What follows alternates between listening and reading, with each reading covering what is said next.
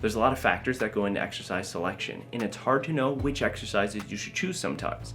Typically, I tell people that there's probably a place for an exercise if you really like it in your program. But I do think there are exercises that are better than others. Now I'm going to explain what criteria I use to help select exercises for myself and for my clients. So let's get right into it. So the first and probably most important factor is your goal. If there are two people that have completely different goals, they're going to have different exercise selection. For example, if someone's trying to improve their mile time and maybe they're going to run a 5K in a month or so, they're going to have different exercise selection from someone that maybe wants to be the starting running back on their football team. And this is going to be the same for people that are trying to get big and bulky versus someone that's trying to maybe lose 60 or 70 pounds. You both might end up doing squats as an exercise, but you'll have different rest times, you'll have different rep ranges, you'll have different loads that you're lifting. For someone that's trying to lose weight, you might try to keep your heart rate higher throughout the workout, so that might mean pairing a second exercise with your squats. And I honestly think that your goal determines so much of your exercise selection and is probably the most important factor.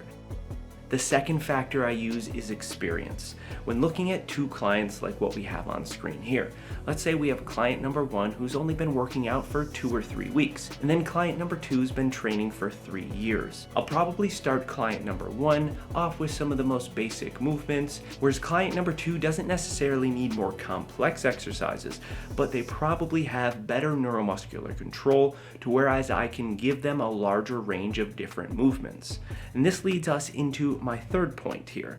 Exercise complexity doesn't mean better. Most of us have probably been at a gym and have seen people doing crazy looking or dangerous looking exercises.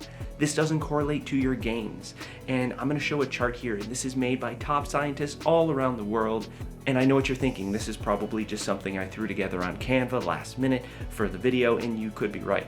But now let me show you this data here. This here is EMG data that's looking at pec activation across some of the most common chest exercises. And it might be a little bit surprising, but at the top here we have the bench press. And this is one of the most common exercises you see people doing in a gym, and it's because it's effective and it works. What I tell a lot of my clients is that we should focus on some of the simpler movements.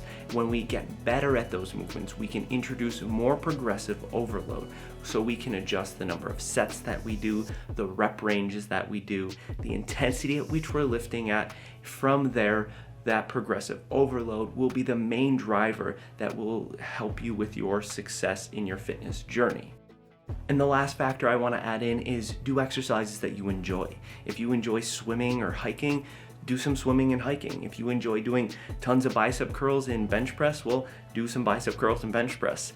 Everyone's program will probably look slightly different, but if you're new to fitness, start with some of the most basic movements and learn a little bit about what you like. Progress with your rep ranges and your weights. As you find out what you enjoy and what seems to work for you, you can modify those exercises, try new and different movements, and see what works best for you. If you guys found value in this video, hit that like button. If you want more fitness content like this, feel free to subscribe to the channel, and I'll see you guys next week. Have a good day.